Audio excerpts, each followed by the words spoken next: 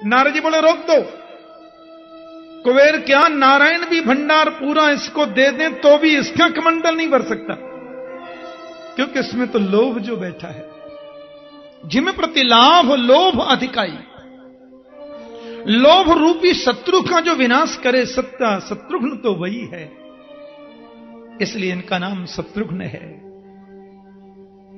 लक्षण धाम सुराम पिय सकल विश्व आधार, गुरु वशिष्ठ जही राखे हु लक्ष्मण नाम उदार। जो लक्षण का धाम है, राम का परम प्रिय है। बल्कि सीधी बात आपसे बोलूं, जिसने अपने मन का लक्ष्य राम के चरणों को बना लिया वही लक्ष्मण है। जिसके मन का लक्ष्य है राम की प्राप्ति, राम के चरणों से विलग न होने का संकल्प, वही लक्ष्मण है। बहुत आनंदित हुए सब लोग, पूरी प्रजा आज खुशहाल है। राम राज्य काहू नहीं व्यापा। शंकर जी महाराज के पास तो स्टाम्प पर लिखा पड़ी है। एक बात कह दूं, ये भोले बाबा 2 मिनट से ज्यादा कहीं भी बैठते हैं ना तो उनको राम की समाधि लग जाती है, और राम जी कहीं थोड़ा विराजते हैं तो उनको शिव की समाधि लग जाती है। राम जी कहते हैं मेरे मालिक का नाम शंकर है, शंकर जी कहते हैं मेरे मालिक का नाम राम है। दोनों में ये विनोद चलता ही रहता है, अंदर की कौन जाने। आपने तो सुनी है कथा बड़ी प्रसिद्ध। भगवान राम ने जब रामेश्वरम की स्थापना की तो किसी ने पूछ लिया, क्यों जी रामेश्वर का अर्थ क्या होता है? राम जी बोले बहुत सीधा सा अर्थ है, रामस्य ईश्वर रामेश्वर। जो राम का ईश्वर है उसको रामेश्वर कहते हैं। शंकर जी प्रकट हो गए। हाँ, बोले ये अर्थ नहीं होगा। राम जी बोले तो क्या होगा?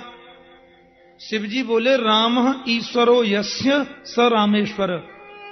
राम है जिसके ईश्वर उसको रामेश्वर कहते हैं। अर्थ बदल दिया, राम है जिसके ईश्वर वो रामेश्वर। वो कहते नहीं नहीं, राम का जो ईश्वर वो रामेश्वर। अब दोनों में थोड़ी बात बढ़ रही थी तो ब्रह्मा जी मध्यस्थ बनकर आ गए। प्रभु कृपया आप भी शांत रहें, बाबा आप भी शांत रहें, ये मैं निर्णय कर दूं? बोले हां आप कर दो। रामेश्वर का अर्थ क्या होता है? उन्होंने कहा रामश्चासौ ईश्वरश्च रामेश्वर। जो राम है वो ईश्वर है, जो ईश्वर है वो शंकर है, इसलिए जो शंकर है सो राम है, सो राम है वो शंकर है। झगड़ा मत करो। राम कहते हैं वो मेरे मालिक और ये कहते हैं वो मेरे मालिक, दोनों ही मालिक और दोनों ही सेवक। सेवक स्वामी सखा सिय पिय के, ऐसा गोस्वामी जी लिखते हैं। शंकर जी के 3 संबंध हैं राम जी के साथ में। क्या? बोले राम के सेवक भी हैं शंकर जी, और राम के स्वामी भी हैं शंकर जी, और राम के सखा भी हैं शंकर जी। सेवक स्वामी सखा सिय पिय के, अंदर की कौन जाने। दर्शन करने को आगे भोलेनाथ। आज रात्रि में शिवरात्रि आरंभ हो जाएगी। आज रात से शिवरात्रि का पर्व शुरू हो रहा है। हाँ, आज शाम को शिवरात्रि आएगी। अभी तो त्रयोदशी चल रही है। बोलो जय श्री कृष्ण। और कल दोपहर, कल तक है शिवरात्रि, इसलिए शंकर जी का तो स्मरण आज होना ही चाहिए। तो भोले बाबा जब दर्शन करने को गए, अब उन्होंने सोचा प्रभु के पास में जा रहा हूं तो श्रृंगार पूरा ही करके चलूं, पूरा यूनिफॉर्म पहन के जाना है आज। तो क्या किया मालूम? सबसे पहले तो चिता, गरम गरम चिता की भस्मी आई, और उनके प्रधान सैनिक ने भोले बाबा को चिता भस्म से स्नान कराया। महाकाल में भस्मारती होती है ना, सवेरे चिता की भस्म लगा दी। अब देखो दूसरा सेवक आया, उसने भोले बाबा के सिर की जटाओं को ऐसे ऊपर की तरफ करके काले नाग से बांध दिया। तीसरे ने आकर चंद्रमा का मुकुट पहना दिया। चौथे सेवक ने आकर के बाबा को नागों के बाजूबंद पहना दिया। एक झाड़ पोंछ करके ले आया मुंडों की माला, मैं मुंड माला पहन ली। एक ने आकर के मुंड माला के बीच में घोड़ा पछाड़ सांप लटका दिया। एक लाया झाड़ पहुंचकर बाघंबर, बाबा को पहना के छोटे छोटे नाग लटका दिए, श्रृंगार हो रहा है। एक ने आके चरणों में नूपुर में नाग बांधे, कुंडल भी तो हैं, तो बिच्छुओं के 2 कुंडल इधर लगा दिए। आपने कातर देखी है जो चिपट जाती फिर छोड़ती नहीं, चीनी डालो तो छोड़ती है, वो कातर कुंडल के ऐसे लटका दी। कुंडल में थोड़ा ऐसे लटकाती है ना, तो वो लटका दिए। हाथ में डमरू है, त्रिशूल भी है, 3 सूल हैं। तीनों सूलों को जो मुट्ठी में रखे वही तो भोलेनाथ है। तीनों गुणों को, सत्वगुण, रजोगुण, तमो गुणों को जो वश में रखे वही तो त्रिगुणातीत है। पूरा यूनिफॉर्म हो गया। अब तो बाबा नंदीश्वर विराजमान हो गए और जा रहे हैं अयोध्या की नगरियों में। अब देखो 5 मिनट शिवरात्रि है ना, तो इसलिए आप थोड़ा मेरे संग गा लो, फिर हम लोग आगे प्रवेश करेंगे कथा प्रसंग में। जय श्री कृष्ण।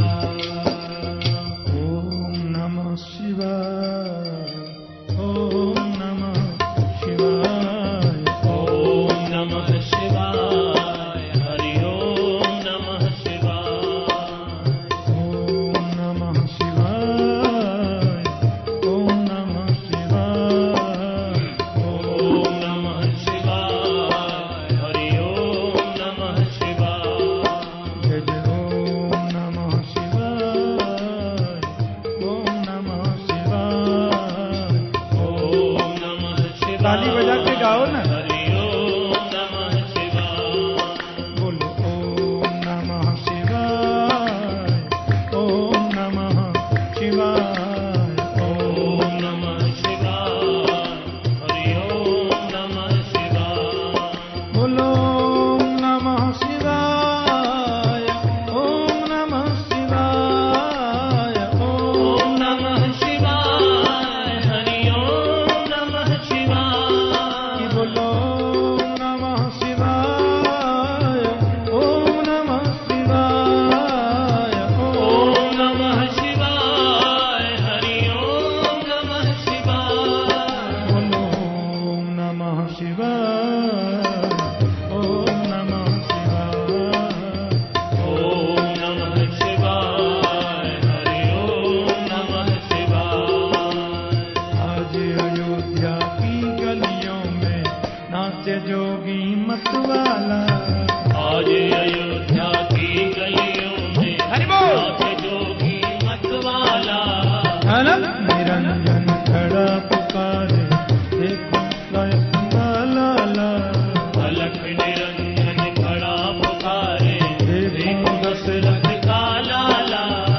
शैली संगी लिए हाथ में और डमरू त्रिशूल लिए। शैली संगी लिए हाथ में और डमरू त्रिशूल लिए। चमक क्षमा नाचे जोगी, दर्श के मन में चाह लिए। चमक क्षमा नाचे जोगी, दर्श की मन में चाह लिए। पग के घुंघरू छम छम बाजे, घर में जपते हैं माला। उनके घुंघरू छम छम बाजे, घर में जपते हैं माला। अंग बभूति रमावे जोगी, बाघंबर कट में सोहे। बभूति रमावे जोगी, बाघंबर कट में सोहे। जटा जूट में गंग विराजे, भक्त जनों के मन मोहे। जटा जूट में गंग विराजे, भक्त जनों के मन मोहे। मस्तक पर श्री चंद्र विराजे, गल में सरपन की माला। मस्तक पर श्री चंद्र विराजे, गल में सरपन की माला।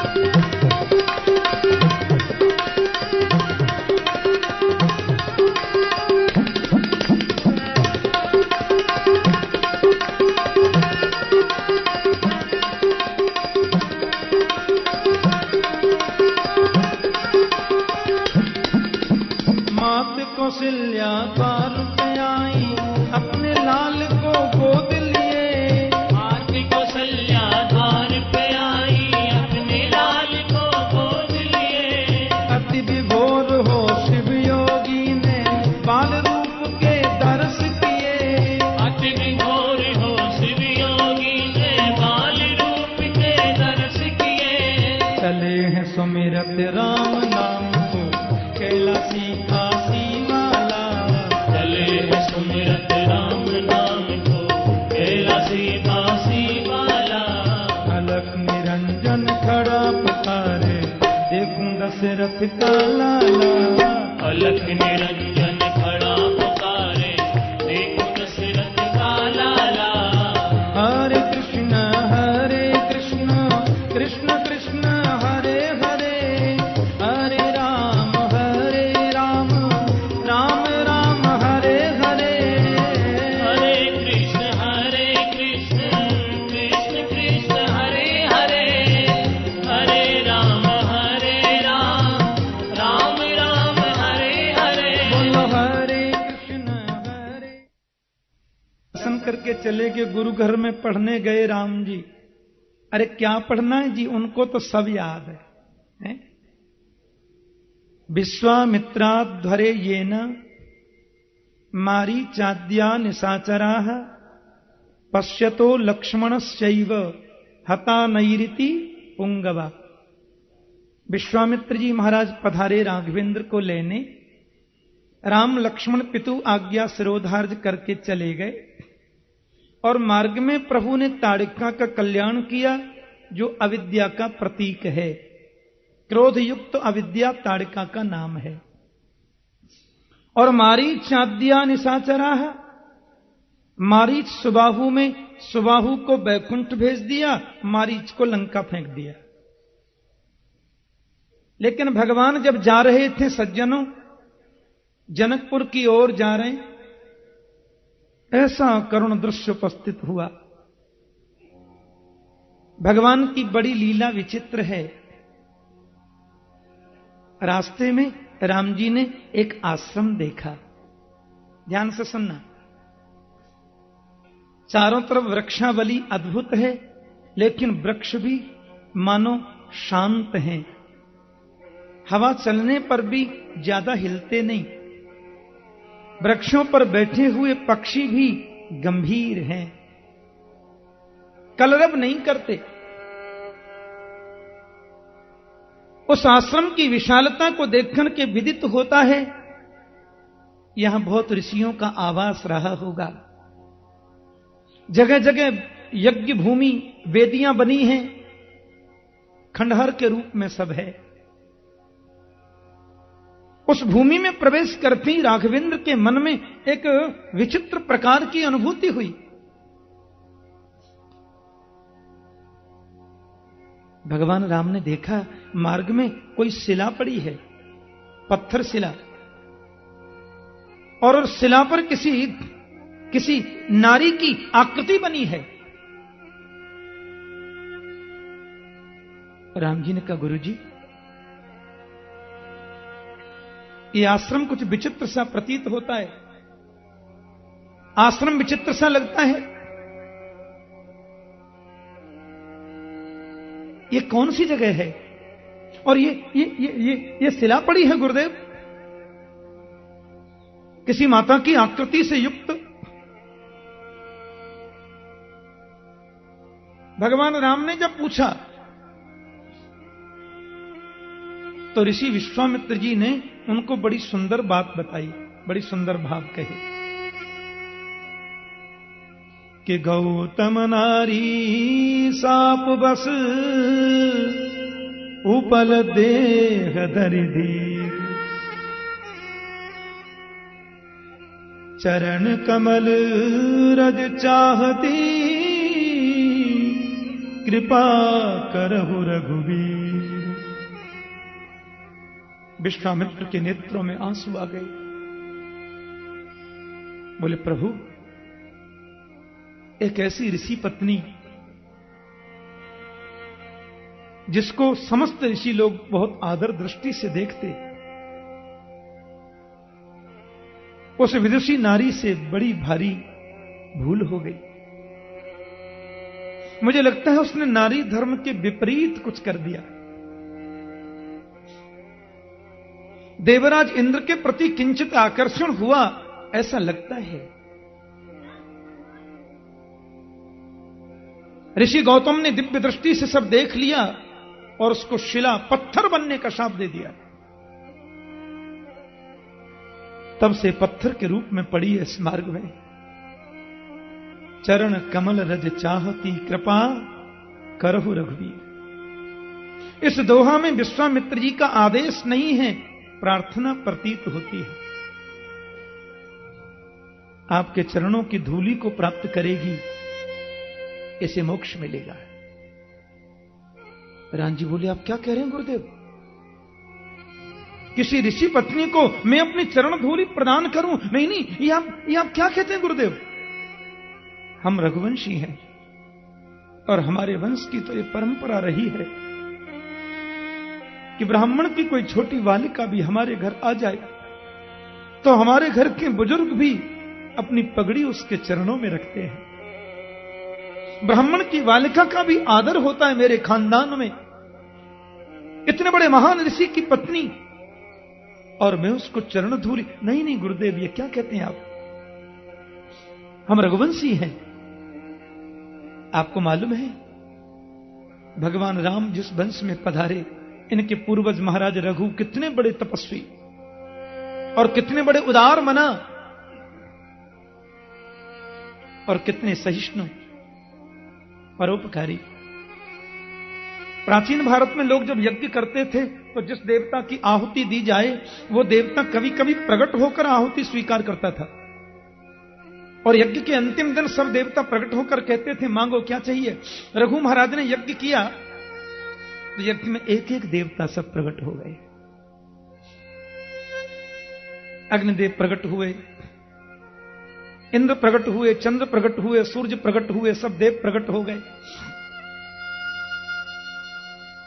लेकिन देवताओं में सबसे ज्यादा शक्तिशाली यदि कोई देव है तो उसका नाम है पवन। पवन से ज्यादा शक्तिशाली कोई नहीं। करोड़ों ब्रह्मांड आकाश में लुढ़कते रहते हैं, पर एक ब्रह्मांड को दूसरे ब्रह्मांड से पवन टकराने नहीं देता। नहीं तो पूरे ब्रह्मांड आपस में लड़कर के एक अग्नि के पिंड के रूप में समाप्त हो जाए, लेकिन अग्नि किसी को टकराने नहीं देता। ये पवन देवता बहुत शक्तिशाली है। पवन तनय बल पवन समाना, इसलिए हनुमंत परम तेजस्वी हैं, क्योंकि पवन तनय है। पवन देवता वायु जब प्रकट हुए, महाराज रघु मैं वायु बहुत प्रसन्न हूं, सब देवताओं से आपने कुछ मांगा है, मुझसे भी कहो क्या चाहिए। महाराज रघु ने कहा क्या मांगू पवन। बोले आप जो मांगोगे सो देंगे। रघु ने कहा आप तो सबसे शक्तिशाली हैं, और मेरा राष्ट्र जो भारत है यह कृषि प्रधान देश है। मेरे राष्ट्र के कुछ एक इलाके ऐसे हैं जहां हमारी बहनें भी खेती में कार्य करती हैं, पत्नी भी अपने पति के साथ में खेत के कार्य में हाथ बटाती हैं। ऐसे भी कई इलाके इस राष्ट्र में हैं और अधिकांश हैं। बस आपसे एक ही निवेदन है महाराज पवन, मेरे राष्ट्र की कोई माता, कोई बहन, कोई बेटी अपने कृषि के कार्य को संपन्न करके अपने घर की ओर जब आवे और कदाचित वो मार्ग में थक जाए, किसी वृक्ष के नीचे विश्रांति के लिए बैठ जाए और बैठे बैठे कदाचित उसको नींद आ जाए और गहरी नींद में सो जाए, तो पवन देवता तुम इतनी मर्यादा से चलना, इतनी मर्यादा से बहना कि उस नारी का अंग वस्त्र उससे अंग से उठ करके कभी न जाए। उस नारी का जो अंग वस्त्र है वो मर्यादा में बना रहे। इतनी गति से ही तुम बहना, इतनी गति से चलना ताकि उसकी मर्यादा भंग न हो सके। महात्मा पवन तो गदगद हो गए। जहां प्रत्येक नारी के आवरों के प्रति इतने सद्भाव, इतने सद्विचार हों, उस वंश में जन्मे हैं परात्पर श्री राम, वो किसी ऋषि पत्नी को चरण स्पर्श कैसे दे सकते हैं। राम ने कहा संभव नहीं है और मैं ये नहीं कर सकता। विश्वामित्र जी बोले रघुवर, ऐसे किसी महान आत्मा का चरण इसको लगे जिसने वेद के विरुद्ध कोई आचरण नहीं किया, ऐसे महापुरुष की चरण धूल से ही इसको मोक्ष मिलेगा, जिसने काम और क्रोध दोनों को जीता। राम जी बोले तो फिर यह काम आप ही कर दो ना गुरु जी, अपने चरणों का स्पर्श आप ही प्रदान कर दो ना। विश्वामित्र बोले मैंने क्रोध को कहां जीता है रघुवर। आपके कुलगुरु आचार्य वशिष्ठ जी के प्रायः समस्त पुत्रों को मैंने अपनी तलवार से मार दिया। 99 पुत्रों का कत्ल किया था वशिष्ठ जी के महात्मा विश्वामित्र ने, तो मैंने क्रोध को कहां जीता है। और काम को जीतने का जहां तक प्रसिद्ध बात है, अब तो मैं संत हूं, मुझे हजारों वर्ष बीत गए, विरक्त हुए, लेकिन तुम जानते हो जब मैं विरक्ति के चढ़ाव पर था और मैं समाधि में जब लीन था तो मैंने का नाम की अप्सरा आई, मेरी समाधि को भंग करके चली गई। न मैंने काम ही जीता और न मैंने क्रोध ही जीता। ये कार्य तो केवल आप कर सकते हैं। भगवान राम बड़े संकोच में पड़ गए। अपने चरण को जरा सा मेरे प्रभु ने उठाया, पवन देवता ने सहयोग किया और राम के चरणों की धूल राम के चरण से हटाकर जरा सी शिला से छुपाई, सो उसमें से वो नारी प्रकट हो गई। बोले राजा रामचंद्र भगवान की, पतित पावन भगवान की, परसद पद पावन शोक नशावन, प्रगट भई तप पुंज सही। आनंदित हो गई, पतिलोक में पधार गई। सारी अयोध्या के लोग राम जी को बोलते हैं रघुपति, राम जी को अवधवासी बोलते हैं रघुपति। माता कौशल्या ने उनका नाम रखा राघव। बहुत मीठा नाम है। एक बात कहूं, राम जी का सबसे मीठा नाम है राघव, क्योंकि ये मां ने रखा। मेरे गोविंद का सबसे मीठा नाम है कन्हैया, क्योंकि यशोदा ने रखा।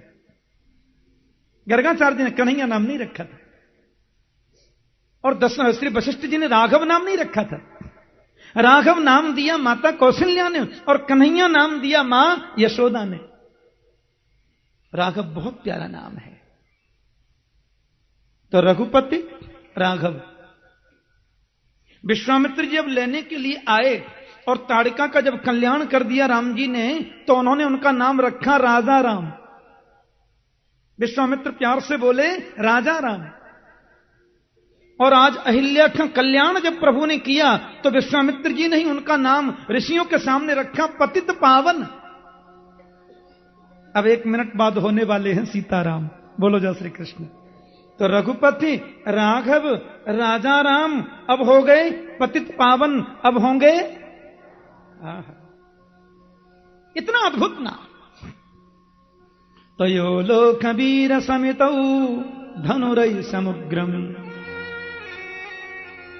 सीता स्वयंवर गृहे तृषितोपनीतम कि आदाय बाल गजलीलय वेक्षुयष्टिं सज्जीकृतं नप विकृष्य वंज मध्य। कोई भी जिस धनुष को हिला नहीं सका, ऐसा पवित्र भगवान शिव धनुष लोग हिला नहीं सके। राम जी अपने मन से उतर करके आए, गुरुदेव का आदेश मिला था, शिव धनुष को प्रणाम किया। और राजा लोग तो सब दिखाते हैं ना, सब बहुत बहुत आए, मिल मिलकर भी किए, नहीं टूटा। और भगवान श्री राम ने यही ठीक। भगवान श्री राम का बड़ा पवित्र स्वरूप है। और जैसे प्रभु वहां पर पधारे, धनुष को उठाया, और जैसी प्रत्यंचा चढ़ाई सोई उसके 2 टुकड़े हो। आदाय बाल गजलेल इवेक्ष यष्टिम सज्जी कृतम नप विकृष्य भवंज मध्य, ऐसा लिखा है भागवत में। जैसे कोई हाथी इक्षुदंड को तोड़ दे, कोई हाथी ईख को तोड़ दे, ऐसे प्रभु ने तोड़ दिया। अब तो वह महाराज लाखों नर नारियों की लगी थी भीड़।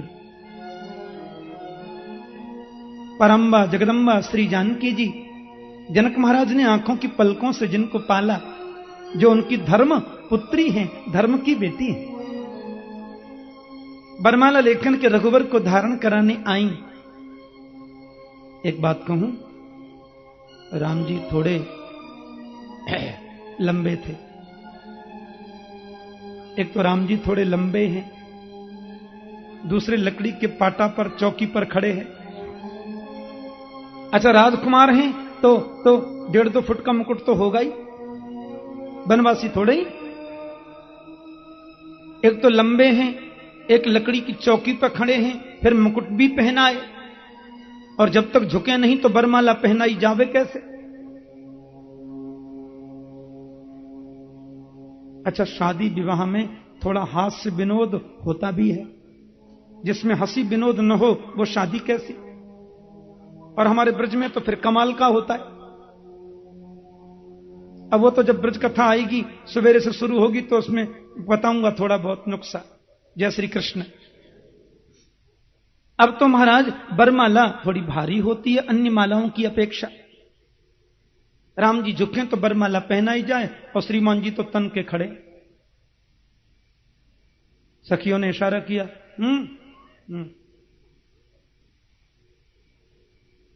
राम जी बोले,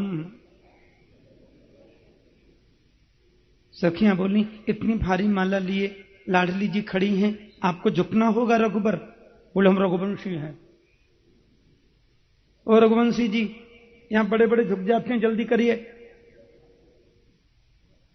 हां, सेनापति ने हाथ जोड़ के कहा, देखो रघुबर, ये अच्छी बात नहीं है।